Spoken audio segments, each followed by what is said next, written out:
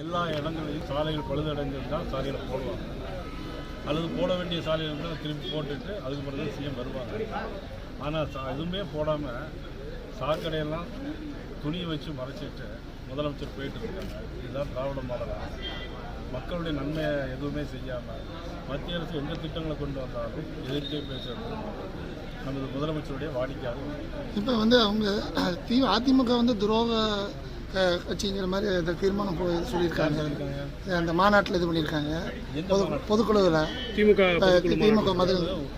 பொதுக்குழுவில் அதிமுக எப்படி குறைச்சி பேச முடியும்? துரோகம் சொல்லலாம். அதே சரியான முறையான ஒரு வார்த்தை.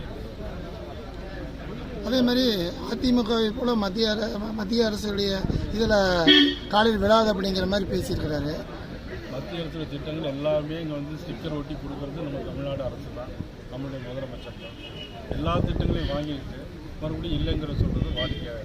பிளே ஸ்டோர் மற்றும் ஆப் ஸ்டோரில் இருந்து பாலிமர் செயலியை QR கோடு மூலம் பதிவிறக்கம் செய்யுங்கள்.